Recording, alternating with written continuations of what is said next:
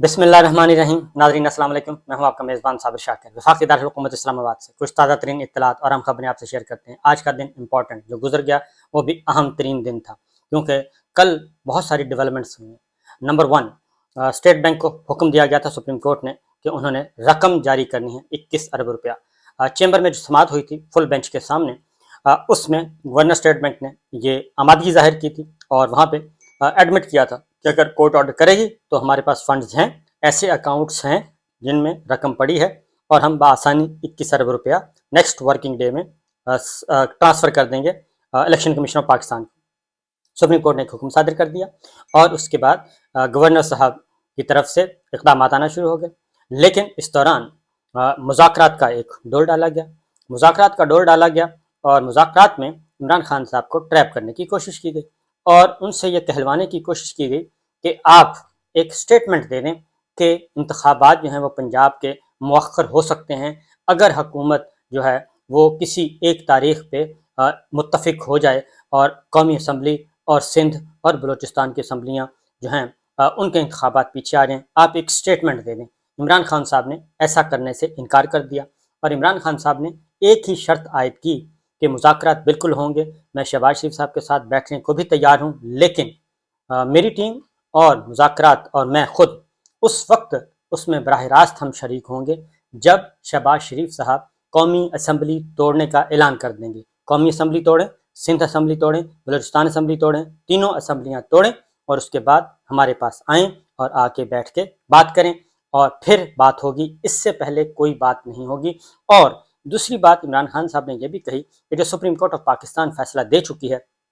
वो फैसला तो अमल होना ही है, उस फैसले के हम हक में हैं, उसके ख़िलाफ़ नहीं हैं और ना ही उस फैसले को सबोटाज करने में हम कोई किरदार अदा करेंगे और ना ही सुप्रीम कोर्ट के अगेंस्ट जाएंगे, क्योंकि वो फैसला ना आपके हक में है, ना हमारे हक में है, ना वो किसी की फेवर है। वो आईन पाकिस्तान के तहत 90 दिन के अंदर अंदर इंतखाबात होने हैं। सुप्रीम कोर्ट ने उस आइन की उस जिम्मेदारी को अदा किया है, इसलिए ये मुमकिन नहीं।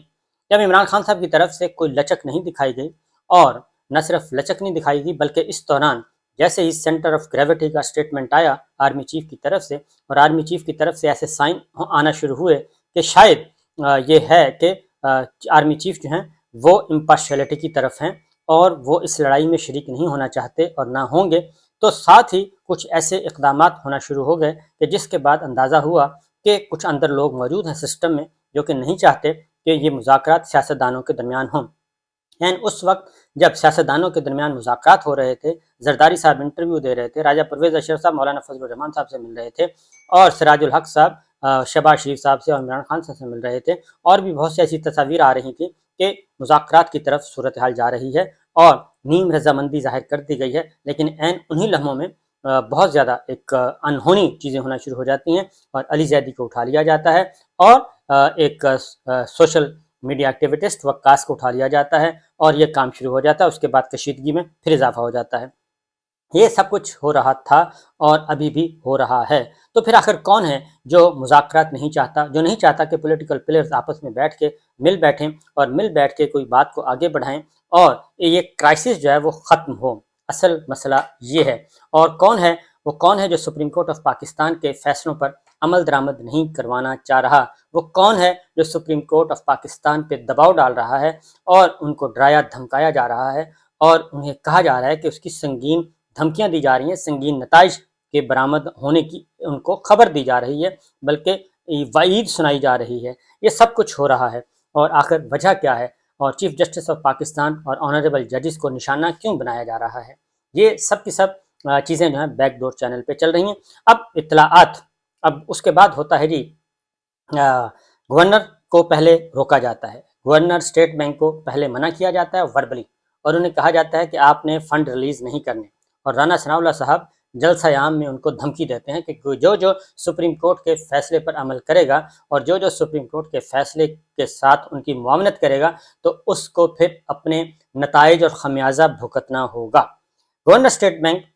वो अमल रोक देते हैं और उसके बाद उन्हें बुलाया जाता है फिर वफाकी काबीना का इजलास। काबीना के अरकान अभी भी राज़ी नहीं है। काबीना का इजलास, काबीना का एजेंडा ऐसा नहीं कि वो बराह रास्त कोई ऐसा हुक्म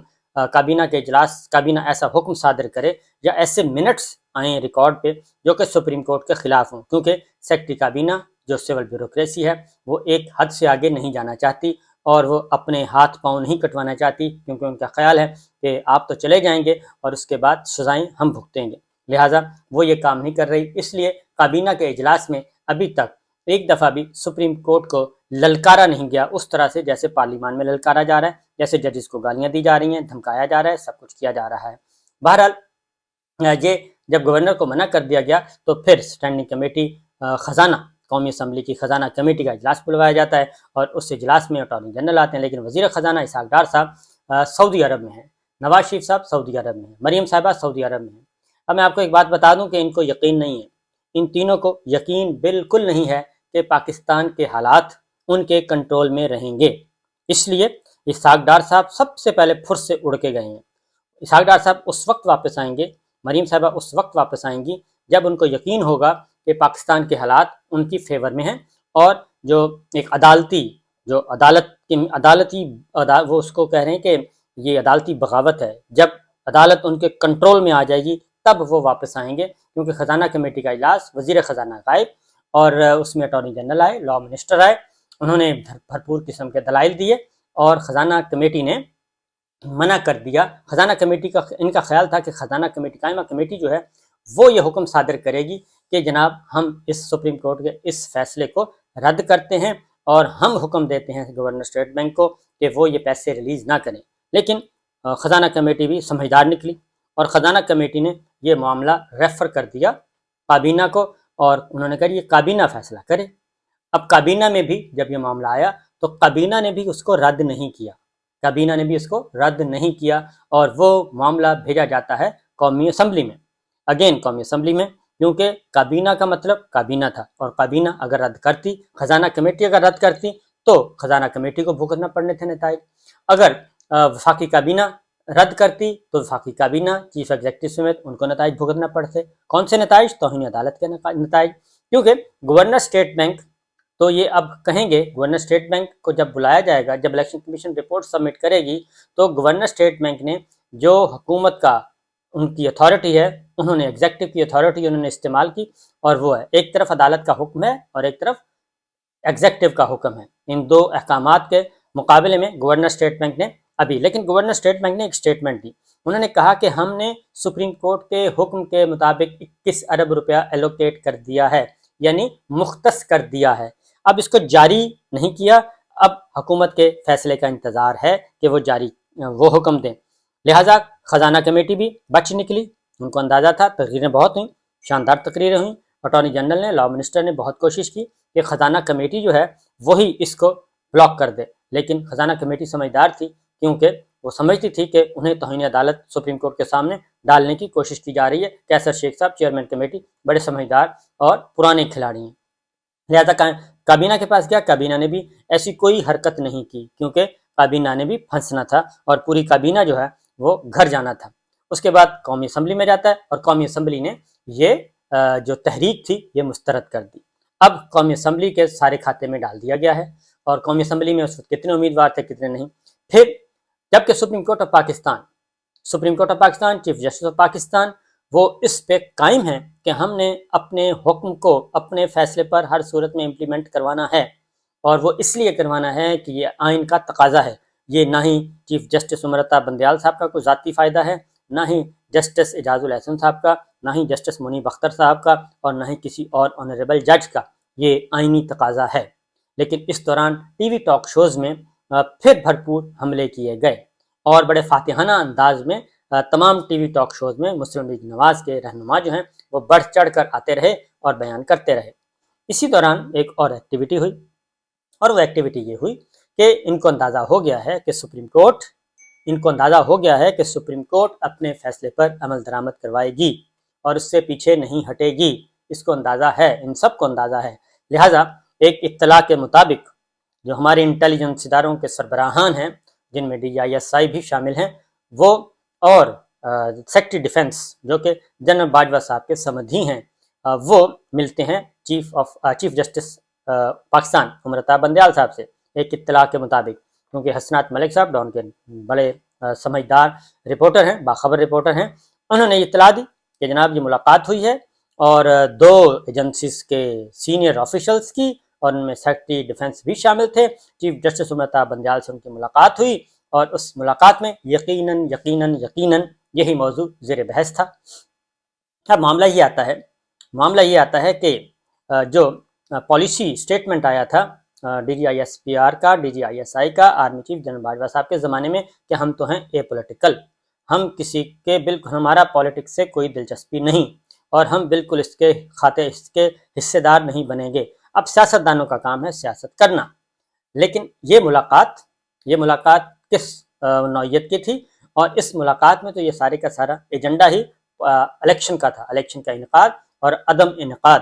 اور سپریم کورٹ کو، چیف جسٹس آف پاکستان کو یقیناً اسی بارے میں بریف کیا اور اسی بارے میں کہا گیا ہوگا، اس کے علاوہ تو کوئی اور چیز سمجھ نہیں آتی۔ اس سے پہلے بھی سیکرٹری ڈیفنس نے ایک بند لفافہ دیا تھا، اور وہ بند لفافہ دیکھنے کے بعد ہی سپریم کورٹ نے الیکشن کا حکم دیا تھا، اور اس کا مطلب تھا کہ جو بند لفافے میں حقائق یا رپورٹ سبمٹ کی گئی، سپریم کورٹ آف پاکستان نے اس پہ مطمئن نہیں ہوئی تھی، اور اسے ناکافی تصور کیا تھا کہ اس بنیاد پہ ہم الیکشن ملتوی نہیں کر سکتے پنجاب میں، کیونکہ جنگوں کے زمانے میں بھی ملکوں میں انتخابات نہیں رکے، اور پاکستان میں بھی ایسا ہوا کہ انتخابات ملتوی نہیں کیے گئے، ڈیلے ہوئے لیکن ملتوی نہیں کیے گئے، اور اس میں بھی بہت ہی سنگین نوعیت کے حادثات تھے۔ ایک C-130 کا حادثہ تھا جس میں ہماری پوری کی پوری عسکری قیادت جنرل ضیاء الحق صاحب کے ساتھ اللہ کو پیاری ہو گئی تھی، اور دوسرا حادثہ تھا محترمہ بے نظیر بھٹو کی شہادت کا، دہشت گردی کے واقعے میں وہ ان کو شہید کر دیا گیا تھا۔ اس کے علاوہ کوئی ایسے واقعات نہیں اس وقت، نہ ہی کوئی ایسا واقعہ ہے، اور جو صورتحال پیش کی گئی تھی، معاشی صورتحال، عدالت اس سے بھی مطمئن نہیں ہوئی تھی، اور وہ حقیقت بھی یہی ہے کہ آپ اربوں روپیہ ڈیلی خرچ کر رہے ہیں، اور ترقیاتی کاموں پہ خرچ کر رہے ہیں، اپنے قومی اسمبلی کے حلقوں میں، صوبائی اسمبلیوں کے حلقے میں اپنے امیدواروں کو دے رہے ہیں، وہ سب پیسہ کہاں سے آ رہا ہے کہ 21 ارب روپیہ آپ کے پاس نہیں ہے، وہ بھی جھوٹ نکلا، اور جو امن و امان کی صورتحال بتائی گئی تھی وہ بھی جھوٹ نکلی، اور کچا کا آپریشن جو ہے وہ ایسے لگ رہا ہے جیسے وہ 65 کی جنگ اور 71 کی جنگ سے بھی کوئی طویل بڑی جنگ ہو رہی ہے، اور اس کو لنگر آن کیا جا رہا ہے۔ اسی طریقے سے مردم شماری کا بہانہ تھا، ڈیجیٹل مردم شماری، اس کو بھی ایکسٹینڈ کیا جا رہا ہے، ہر ہفتے کے بعد اس کو ایکسٹینڈ کر دیا جاتا ہے۔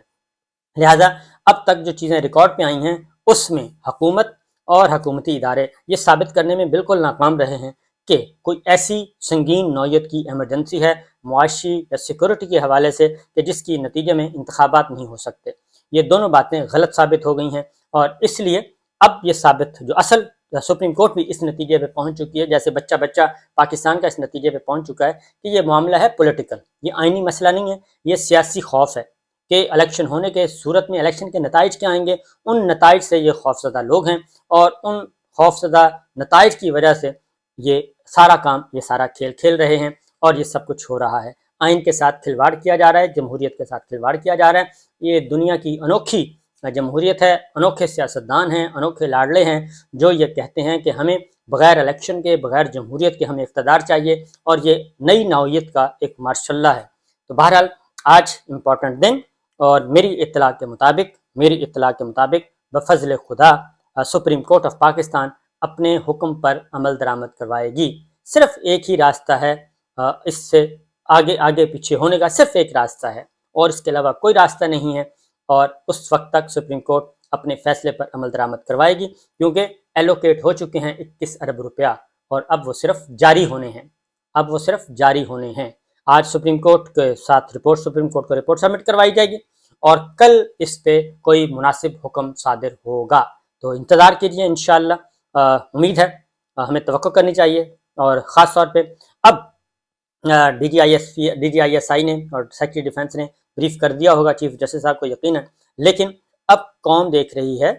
کس کی طرف، یہ میں بعد میں بتاؤں گا، لیکن آج کے لیے اتنا ہی، اجازت دیجیے، اللہ حافظ۔